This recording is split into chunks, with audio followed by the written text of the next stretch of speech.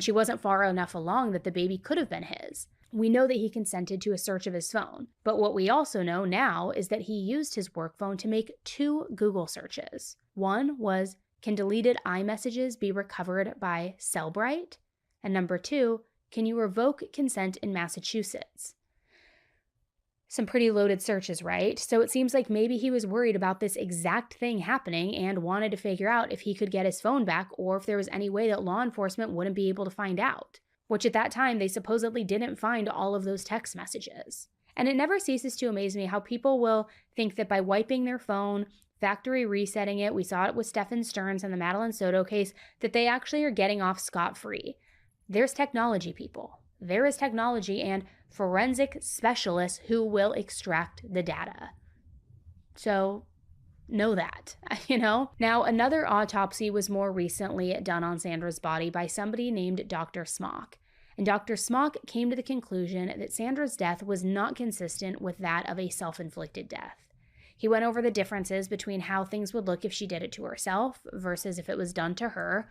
But one of the biggest things that he said was that there was, quote, skin missing from the inferior and lateral aspects of her nose that is consistent with abrasions.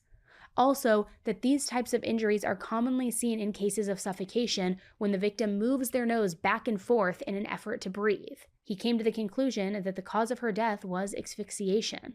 But one of the saddest parts of these documents is the description of how Matthew abused Sandra. There were journal entries that were made by Sandra where she would explain that he would tell her if she had bad grades, or if she had sex with other people, or if she didn't share her phone location with him. He needed to know where she was at all times. I mean, talk about ultimate control, that he would punish her in such a physical, sexual way if he didn't know where she was, if she didn't get good grades, if she had sex with other people. Like, it's so sick and twisted.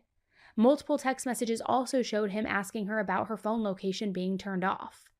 There were also other texts that proved that he would use sex as a way to punish her. One time he even texted her, "You would have to take a serious pounding to make me happy." And then he told her, "You owe me 3.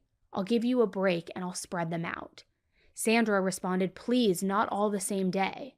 Matthew said, "No, I'll give you a week so you can feel it. And then as soon as it goes away, you'll get it again so you'll feel it for like an entire month."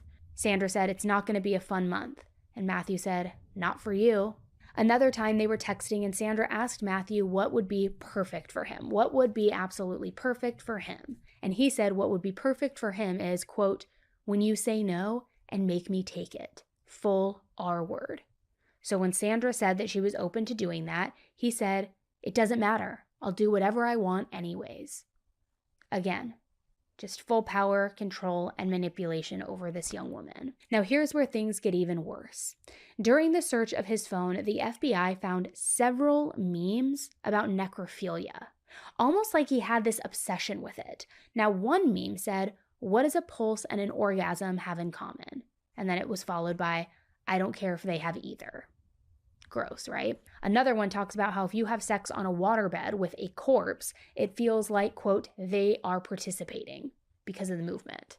Gross, right? Like, what kind of freak enjoys this? Not only that, but there were also memes about strangulation, which is how Sandra died. It's just gross and quite frankly scary. I mean, this guy was a clear predator through and through, not only through his action, but through his searches, the material on his phone, his fetishes, what he did. I mean, the worst of the worst.